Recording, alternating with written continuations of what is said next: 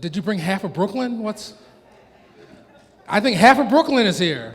All right, I'm going to hand this over to Maori Carmel Holmes of the Black Star Film Festival. Okay. I didn't prepare to introduce you, so everyone please give a round of applause for Nefertiti Nguvu, the director.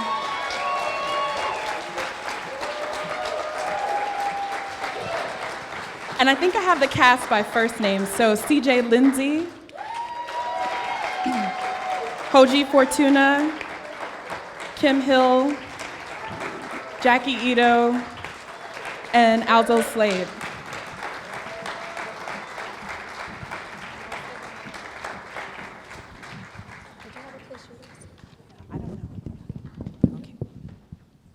Hey.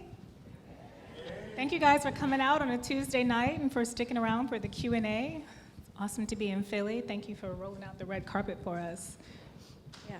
So I have a couple of questions, and then we'll open it up to you all in the audience. But thank you so much for sharing this film with us. This is my second time. Okay. I'm sorry. Sorry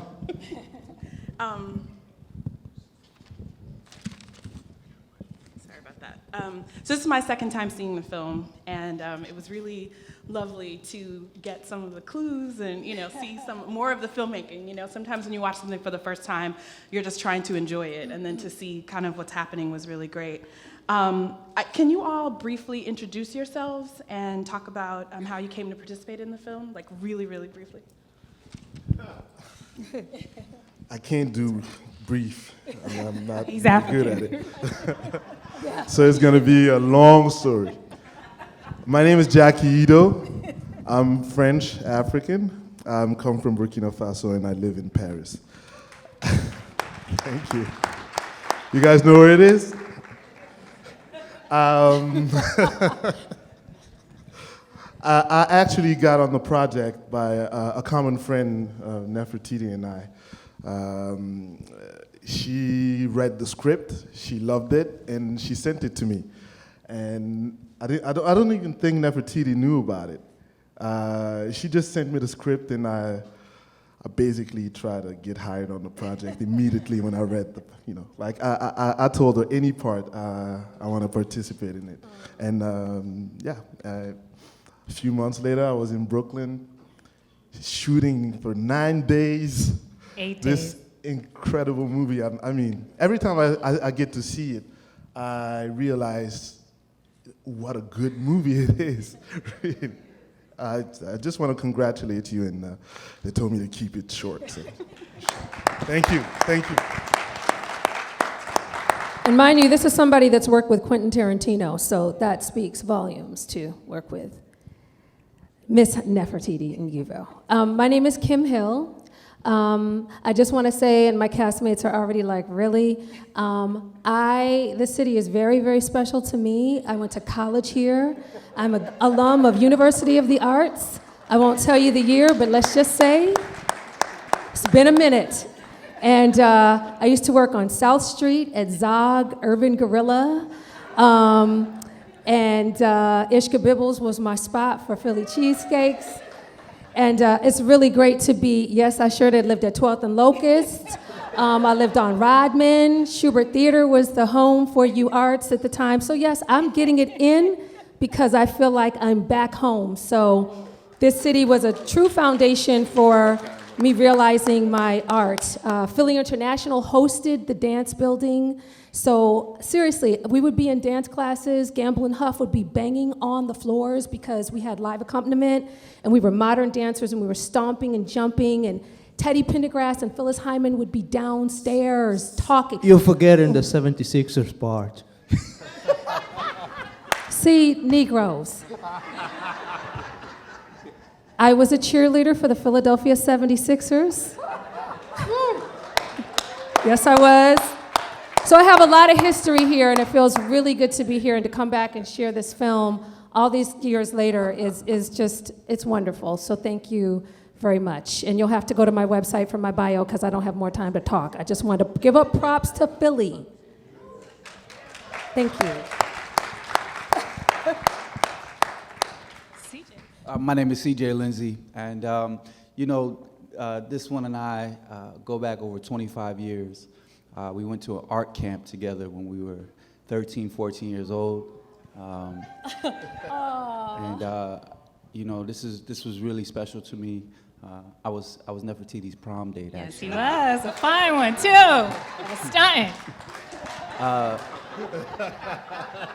You know, but it goes to show you, you know, just how, you know, these relationships you can build in life as artists go a long way. And I came back. I was living in Los Angeles for a long time, kind of out of the game of acting.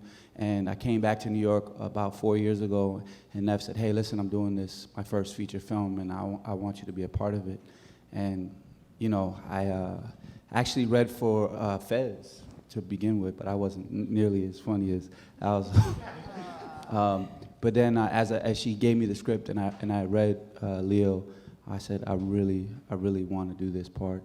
You know, and she said, all right, let's take this journey together. And the journey it was, like, in 8 days, and we rehearsed it for 2 months. She was so gentle with me.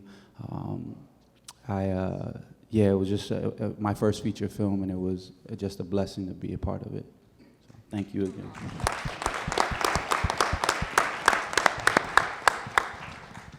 Hello, everybody. Good evening. Thank you very much for coming, for supporting us. Thank you, Nefertiti, for having me in this project. Thank you, guys, for allowing me the opportunity to work with all of you. It was absolutely amazing. I can safely say that it was one, if not the best experience I had so far on set. Yeah. My name is Hoje Fortuna. I am Angolan Portuguese. I live in Brooklyn. I live in Brooklyn, but I also live a little bit in Europe, Croatia. I'm always, you know, traveling around. How I ended up working in this film, I actually applied for the role of CJ. Yeah, you know, because I've done a couple of films, and I always play this kind of collected of sorts guy, and I was really wanting to play some intense, like emotional character and stuff like that. So when I read the breakdown for Leal, I decided, okay, I'm going to apply for this guy. And then Nefertiti got back to me and she said, Hoji, you know, actually I would like you to audition for this other guy, which is the guy you saw me playing. We didn't do a conventional audition. I invited Nefertiti for my house for tea. That's how I lure my directors, you know. I invite them. If I invite you for tea, be very scared. And that's how I ended up working on this project, you know. And it was an amazing journey, you know. So thank you again, Nefertiti. It was really a pleasure, yeah?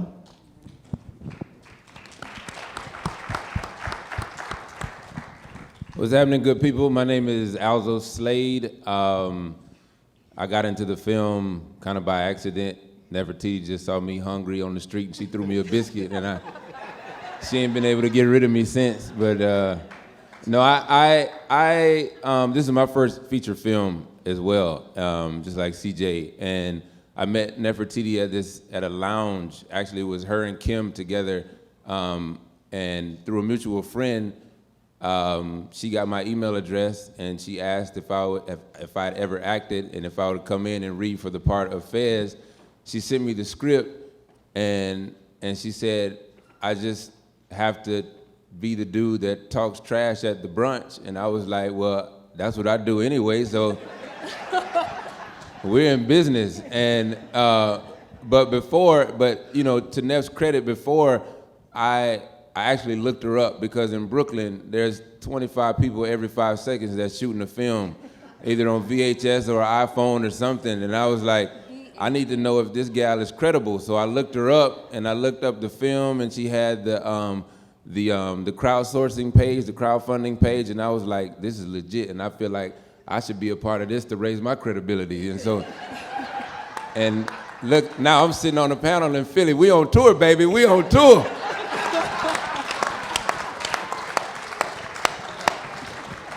That's awesome.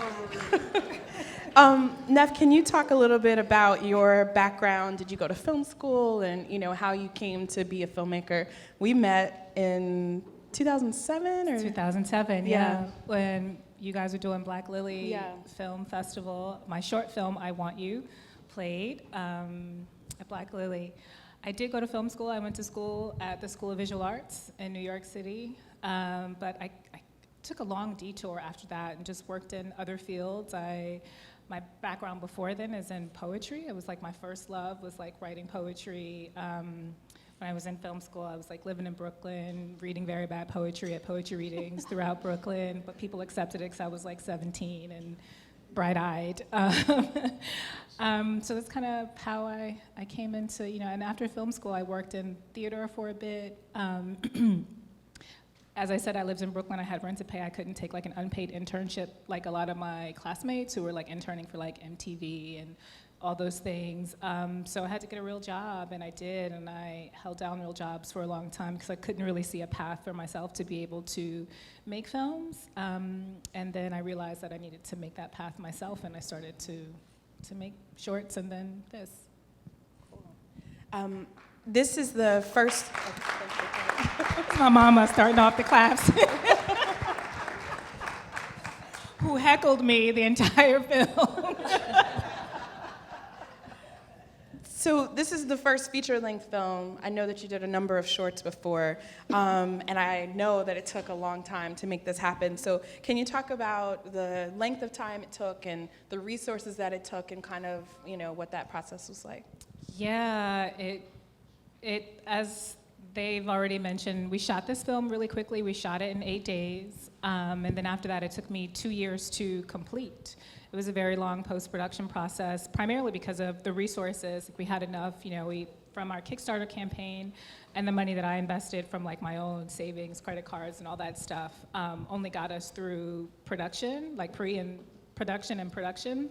And I really I had to get another job and save more money so that I could finish the film and post. And so it was a long process, very humbling process. I like applied for so many grants in that process and didn't get not a single one of them. So it just kind of in the end came down to me and my community and making it happen. I'm glad you kept going. Thank you. I do have some questions for some of you, although most of this will be back to Neff. But I wanted to ask, Hoji and Jackie both have worked in a lot of films in this country and abroad, and television shows and things like that. And so I was just curious. I have a lot of friends in LA who, when they do independent projects, it's like their opportunity to do not the thug or, the immigrant or like some kind of stereotypical role. And so I was just wondering if, like you said, you jumped to do this film, like, what was your experience and, would you work with Neff again? Well, You make me work again? You better. I'll stalk you, like I did. You see, this is how I get parts. I don't audition for anything. I just read scripts, and when I feel like I can be the advocate of the humanity of one character, I just stalk the director and get the part. I was lucky to, I started off as an aspiring filmmaker. I studied it and started doing some documentaries and short films in France. And somehow I switched to acting to kind of finance my film stock to keep shooting short films. And I was blessed enough to find good projects in Germany. I started off in Germany doing like leading parts in big studio movies. So this is how my acting career started. So it was really just me living my passion and finding great parts that I wanted to defend. So it's always been this way, and I hope that I'm gonna stay blessed this way and keep doing it. Yeah. Thank you. Yeah, you see, we first go to a very pale country somewhere in Europe, and then we make it over here to America with a brotherhood,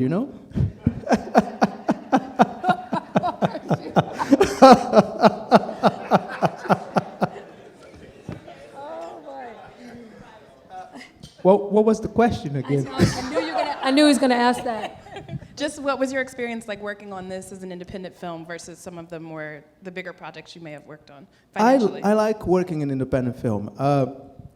My experience so far, I haven't worked in that many films, but I've been lucky enough to do a couple of very, very, very interesting projects with a lot of visibility and festival awareness and all that.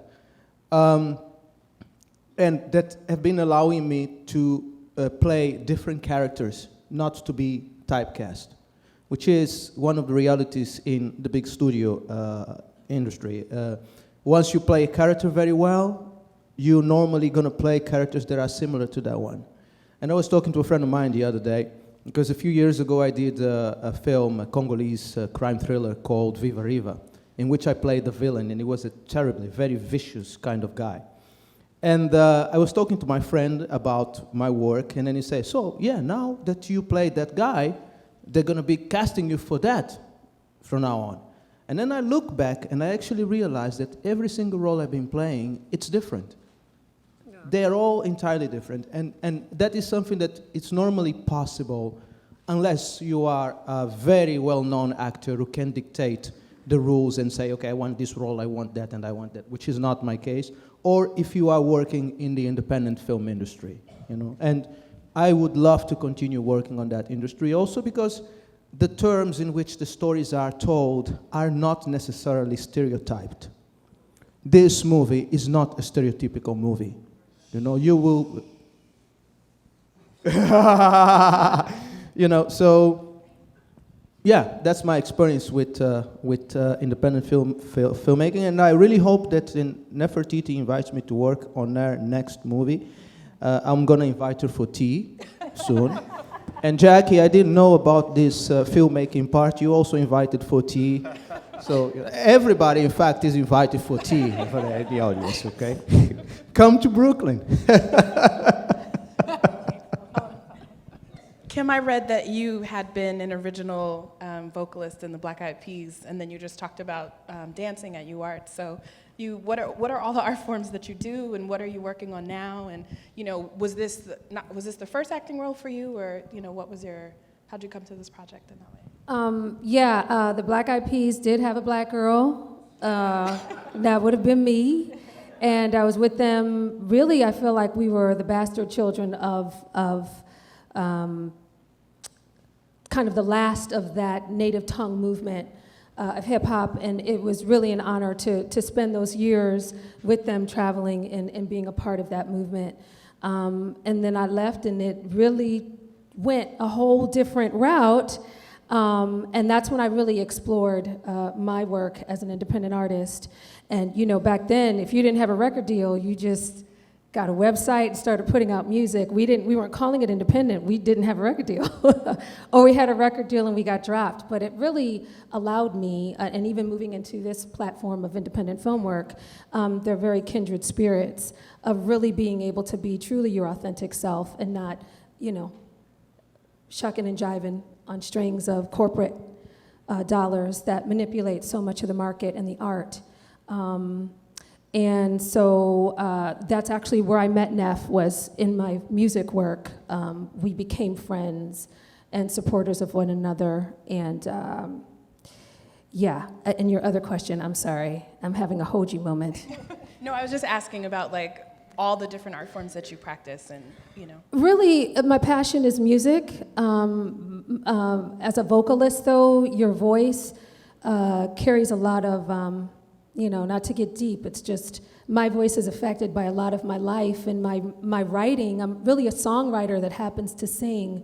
I have to really live this life, and God puts a lot of things in your path that you have to live through and cry through and grieve through, and that, for me, has affected my voice at times, and there's sometimes it's just challenging to work. It's challenging to really get the tone and the workout, and I realized that my stories were bigger than 3 minutes on stage. And so getting into film, this is my first feature as well. Although I come from a musical theater background, which I experienced and played with a lot at UArts, it just allowed me the opportunity to kind of live in a part of truth of what I was going through at the time. My character somewhat mimicked what I was going through at the time, just in a way better dress. And like a little support hose under that dress and stuff. She was very pulled up, which was not going on in real life, but I was able to live through Harper, and quite honestly, even the support of the cast, I mean, there are definitely standout moments that we all have, I think, as actors in this film, but it was really because Nefertiti created this playground for us, and we were talking on the way from Brooklyn today about how much support we all had from one another. There wasn't a day on set that there was competition. It was full camaraderie and support, and I look at this film and I remember days I was struggling, just like for lines and nailing it and giving Neff what, these are really beautiful words that she put out there for us to live in. And I wanted to reflect that and represent that. And there were days I was really struggling, and everybody, like Neff would have to be like, y'all wrapped 2 hours ago, you gotta go home. Like, there's not enough food for craft service. So, yeah, I think all of those things creatively allowed me to really look at this film and be proud of the work. But it was an ensemble effort, and years in the making as an artist to get to this point, to do that on stage, on film, years of work. Thank you. Alzo and CJ, you are both making your debuts, so can you talk about your experience? And also, if you weren't an actor before, are you going to act now? Plucked from obscurity. I'll have to say, I auditioned a bunch of actors for Fez's character, and they all had that very actory kind of performance of what a black man does when he's trying to be cool. And I'm like, no, I just really need a really cool black man who can really embody, like your uncles and your cousins, not like the weird performance art that you see on TV. And so I was like, okay, I don't need an actor for this part. I just really want someone who's like authentic and who could really shine. And that's why I ended up casting Brother Alzo, who's like a philosophy professor. Yes. What?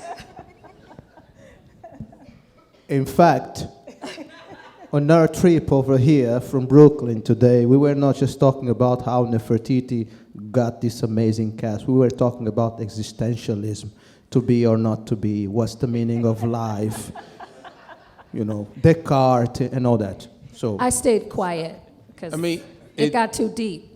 It's to answer your first question, if I'm an actor now, I always act a fool, but people have asked me if I'm interested in acting, and I think it takes a lot of work, and I had fun doing this, but it wasn't that far from who I am in real life, so like these guys here, they really had to, hone in a skill set for their piece in the film.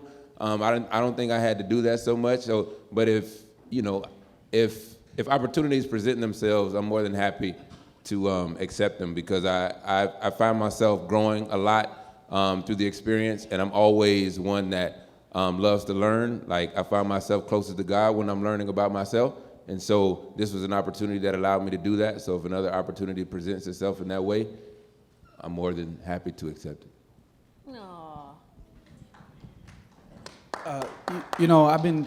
This has been like I said, a blessing for me. Like I said, I've been studying theater since I was a kid. Like I said, we went to a theater camp together, and then I went to a theater conservatory for college.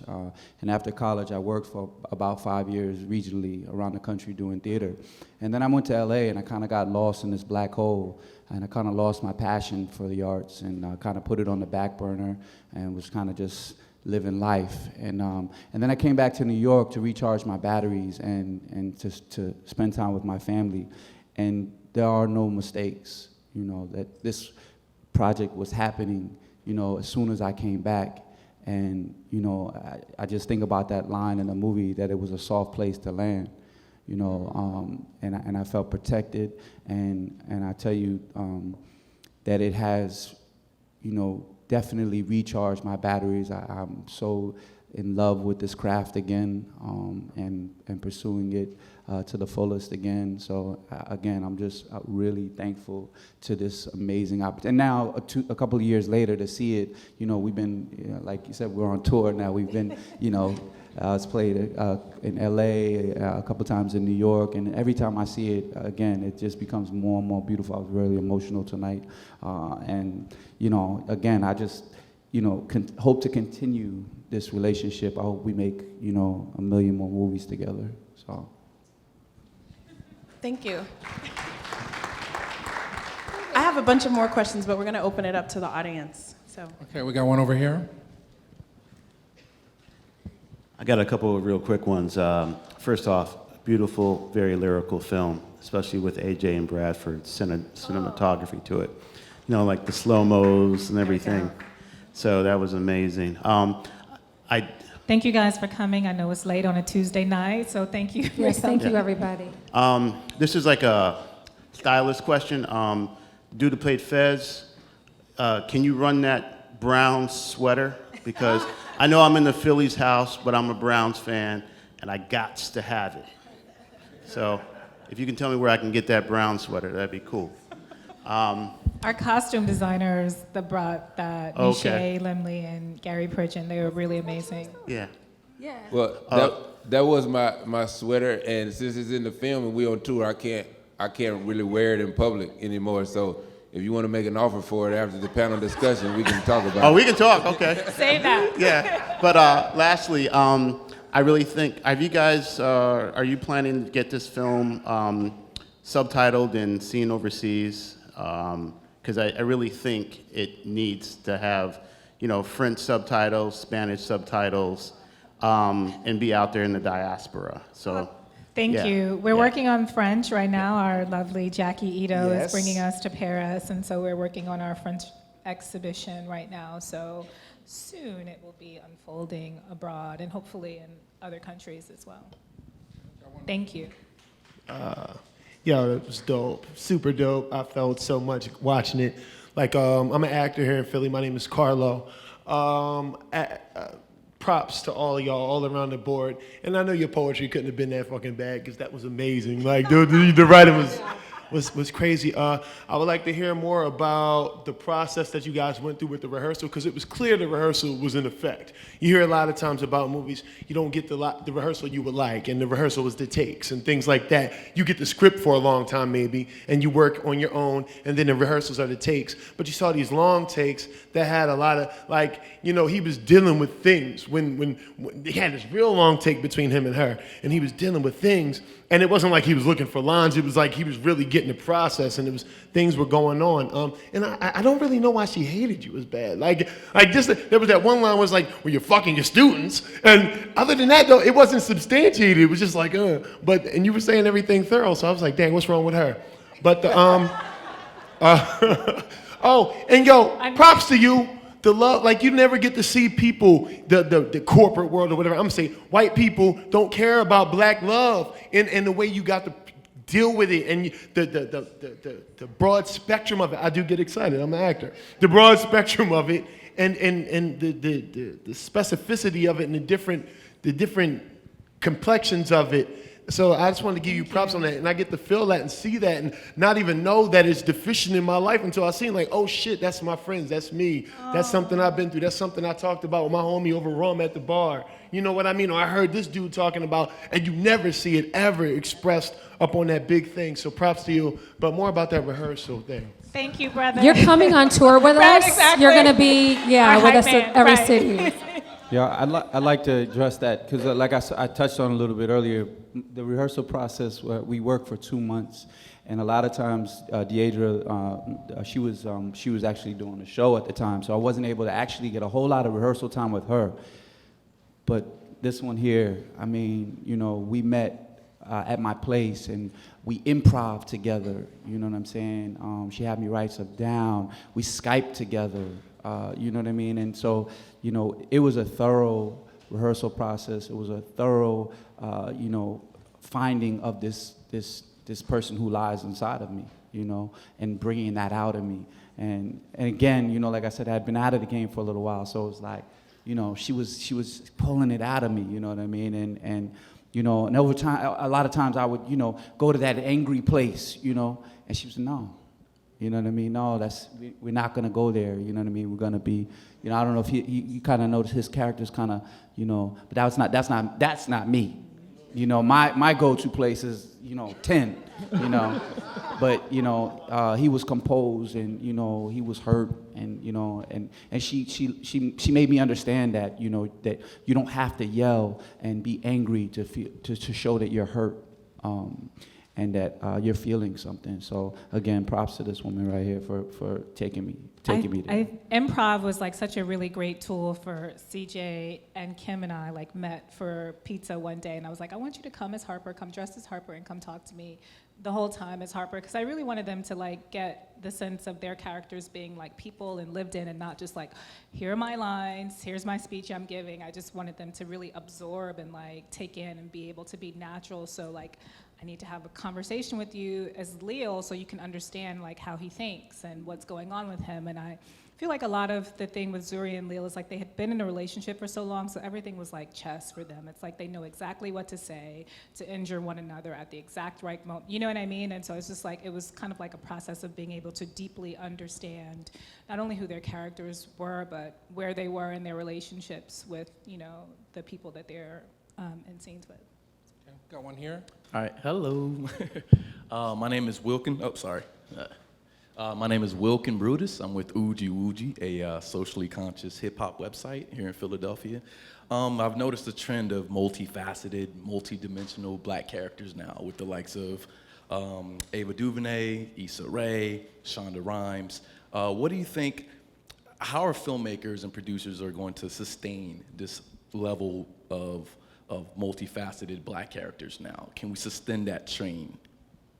Well, I can only speak for the work that I want to do. I mean, I would hope that, you know, I don't think it's a trend for the artists who are creating work that's multifaceted. I think we do this because this is our purpose, this is what's important, this is our reflection. You know what I mean? Like, I know black men like this, and so I want to see them on screen. So it's not so much of being a part of a trend. I think, you know, I'm just happy that we were able to make this film and finish it and get it up on the big screen, but it really is just about being a reflection for me. You know what I mean? It's like, I don't really often get to see films with like brothers I know in them. You know what I mean? Like people who speak in metaphors, who will turn a phrase and like drop the mic and like, that's it. And you'd be like, wait, what did he say? You know what I mean? It's like, and that's why I do it, because it's truthful to my existence and into, you know, the people that I know and grew up with. So it's not a trend, you know. I don't know how to do anything otherwise, because this is what I know, you know. All right, we got one here. How you doing? My name is Tyler. First of all, I'd like to thank you guys did a great job, all of you guys, and the film was really great. I didn't know what to expect. My buddy invited me here, and I got the emails all the time. A lot of times I don't get a chance to come out to some of these, but the film was really great, and I'd like to thank you for persevering and finishing up your project and you know, seeing it come through, you know. My question I really have is, are you going to be in the Martha's Vineyard to the Black Film Festival? Are you going to be showing that? I am going to submit to them, and you know, it's up to them. Do you have anything to do with that festival? Were we not talking about Martha's Vineyard? Seriously, I love that festival. So I will be submitting, so yeah, it's on there. what you suggested. Well, I mean, I can't suggest it, but we were going to be up there that week, and I would like a lot of my friends, and I'm sure a lot of people up there will probably really enjoy your film. Hopefully, we'll be rolling through. Come on through.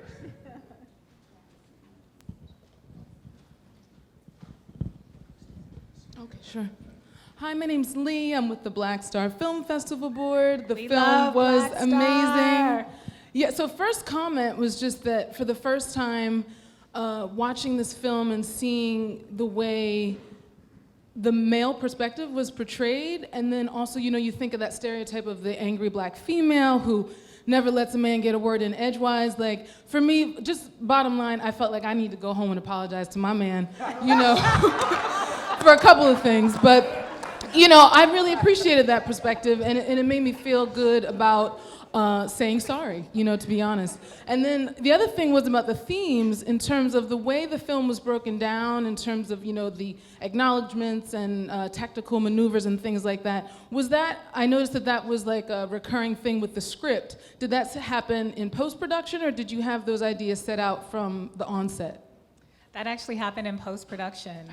That was something that wasn't written in initially, and as I said, we had like a 2-year-long post-process, and like after we got through a first cut, I was like at a point where I wasn't working on it, you know, for almost 9 months. I was just like watching films and reading things, and I saw this film called Oslo, August 31st. It's a Norwegian film, and it was like kind of similar to ours in that it unfolded over the course of one day, but it just had so much breath and air to it, and I was like, oh, okay, I understand now what I feel like I need to bring back to the film. And like it just kind of needs some pauses, it needs some breath, it needs, you know, some space for you to be able to sit and just marinate on be in your feelings for a second before we move into the next thing. So those are things that came after.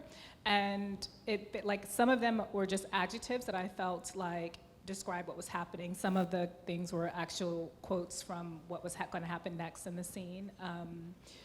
So it just, it was great in terms of how it set up the coherence for the film. And one last thing, it was just about the theme of marriage.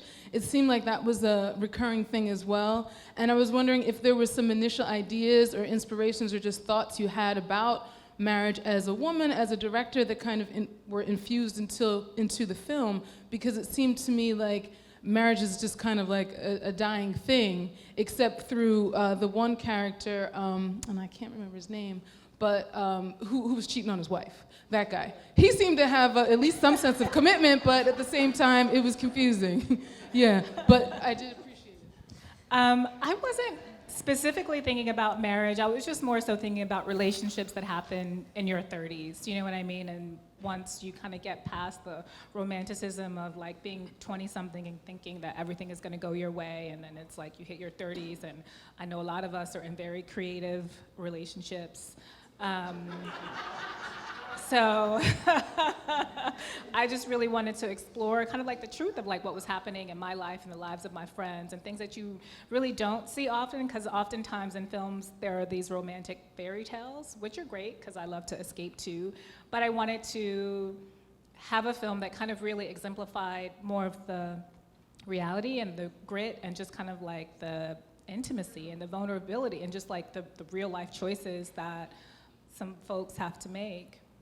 It's the dicking and the dicking. And the pulling. Like all of the layers. All right, we've got time for 2 more. Hello, my name is Chico Stafford, and I'm the owner and president of oogiewoogie.com. And I enjoyed the film, but I got a question for you. I want to make a statement first, and then have you, as the boss lady, kind of explain to me. What I got from the film was we spend so much time in life being miserable because we're afraid to be honest with ourselves and everybody around us. That's what I got out of it. So can you talk a little bit about that relative to your production? You know, that's interesting. I feel like all of our characters are in some sort of transition. That's something that Jackie's character actually says very specifically. It's like, my whole life is about what other people want, and this is the first thing. So that I've done in a long time without regard to anyone's expectation of me, as it were. So I think that kind of plays, again, in terms of like where they are in their life and being 30-something and reflecting and transitioning to the next thing, you know what I mean? And so I think that's one of the many currents that's running through what our characters are experiencing. And I feel like there is no one thing that I want people to take away from it. I love that you experienced that. I feel like for different people it's going to be different based on where they are in their lives and the relationships that they've had. You know what I mean? It's like, when the film first started and we see Zuri with the pregnancy test, the row in front of me was like, oh shit. So I'm just like, people respond to different things based on their experiences. And as long as you are engaged with it, you know what I mean, feel like can sit and appreciate seeing Black folks talk about their feelings and maybe reflect upon some things in your life, then I'm happy as a filmmaker. You know, I want people to feel engaged and to have a conversation after, and that's a good day. Yeah, I don't know. You kind of answered all of the questions that I was thinking of. It was that moment just now when you said you wanted to be in your face like not a fairy tale, it was very successful. Yeah. Like it was unflinching sometimes, like somehow real it was, and that was our role that was gasping at that pregnancy test. I mean, you know, everybody knows somebody who's had that moment, but there was also no judgment in the cheating and in all of that stuff. It just was really beautifully done. So I don't know that I have a question anymore. You answered it, except to say thank you. Does somebody have an Thank actual you. question? And then- Don't play me, Mike. Okay, was that a read? I had a question. Well, we thank you for that as we move on. All right, I'm saying, dang, shamed. Okay. Actual question. Well, I want to be fair. This gentleman. Thank you. Yeah, great film, by the way. I just had a quick question. How did Emiyachi Coronality get down with the project? You know, most, other than the ones that I have relationships with myself, a lot of it was through word of mouth. And Dennis Dortch from Black and Sexy TV, I don't know if you guys are familiar with that project. He was the one who recommended Emiyachi to me. He had seen an early cut of Middle of Nowhere, because Middle of Nowhere wasn't out yet, so I hadn't seen her work in Middle of Nowhere yet, but he had seen an early cut of it. He had read the script, and because he and Numa had been really supportive of me during the Kickstarter campaign and really helping to get the word out. And he was like, I think there's a sister who would be really great in your film. Like, she really does an amazing job in Ava's film, and I think that she could bring something. So he introduced us via email, and that's how she came on board the project. Thank you so much. We're gonna let everybody go. So thank you so much for coming out Thank tonight. you guys for hanging in there. I know Mike has some announcements. I'd also like to let you all know that we'll be bringing Nefertiti back along with some of her collaborators for Black Stars. So stay tuned for that. And then Mike, you probably June 23rd, I think it is, Philly Shorts. Make sure on the mailing list. If you guys can stay here, we'll take some group photos, and I guess you can stick around. Yes. Oh, and if you guys are on Facebook, Instagram, all that stuff, like our Facebook page. We're at In the Morning the Film. With your Instagram about tonight, hashtag In the Morning the Film. Tweet us at Hollywood Africans, all that good stuff. Tonight was amazing. We had a full house on a Tuesday night, so thank you so much, Philly, for coming out and representing and seeing our film In the Morning. What's next? Oh, we're going to the Langston Hughes African American Film Festival this weekend. And then in DC, we're going to be screening in May with Parallel Film Collective. And then we've got wider release plans in the works. So hopefully in the morning, we'll be seeing a life outside of festivals very soon. Hi, my name is Kim Hill. I am here with In the Morning. Oops, 1 2 1 2. Oh, like this. 1 2 1 2 1 2. Right here. Is this good? Okay, ready? Hi, my name is Kim Hill. I am here with In the Morning. My co-star Hoji is standing behind me photobombing. Tonight was wonderful. For those of you that don't know, I went to college here in Philadelphia. I graduated from University of the Arts as a dance major, and I really always give Philadelphia credit for helping me along and fostering my creative ideas and supporting my creative journey. A lot of it really started here, right in Philadelphia, so it's just really wonderful to be back here in support of this film. All these years later, because I just graduated from college like a year ago, so. Really, no, it's not, it shouldn't even be funny. What did you think of the crowd? The crowd was wonderful. I mean, they were probably, blown away that we had like a 10-hour Q&A, but we love to talk about the creative process and how wonderful Nefertiti has been in lending us everything she has. And here goes Alzo Slade, another one of the co-stars. Just come on in, guys, because they can't get enough of me, so they just have to. It was a 2.5 hour Q&A because Kim took 2 hours to answer each No, question. look at them leaning in. Ladies, if you don't think that you have the right reason to come and see In the Morning, these are two of them here. This is one of the few films where there's actually some really fine brothers. I appreciate it. In the film. And sisters, of course. Everything I touch is gold. So yes, he has been clowning my 24 sequin. karat gold. And we're back, folks, with the clowning of Kim Hill. This was supposed to be like my moment, but clearly Careful, because this braid is sewn in. So my character Harper has a long braid that does not belong to me, and today it is a halo like But you Beyonce paid on my for head. it, it belongs I to you. did. Thank you very much. So I'm just going to redirect this interview. Ladies and gentlemen, this is Kim Hale. Thank you very much. Thank you very much. Yes. Bless your heart. Well, this is the recap. So what do you think? This is our first collaboration, 2015. It took a while, but we finally found a movie that we both wanted, and we made it happen. So what are your thoughts Great. Let's do it again. of little words? Come on now. What did it feel like? Brooklyn came to Philly. Yeah. This was a big thing. Brooklyn comes to Philly all the time. So where's our publicist? Marla's over there. All right, Marla, come in here. Show her how just show her how to. Sorry, Marla, come on. Marla, come on. All right, now I know you were live tweeting. Somebody was Black Star tweeting. Yes. All right, so what was it like? The collaboration, bringing this energy together, having this amazing night. It was amazing. Just, getting ready for the warmth of summer on a crisp, spring evening. We had everybody out here. We had laughter. We had candid moments. And if you weren't here, don't miss the next one.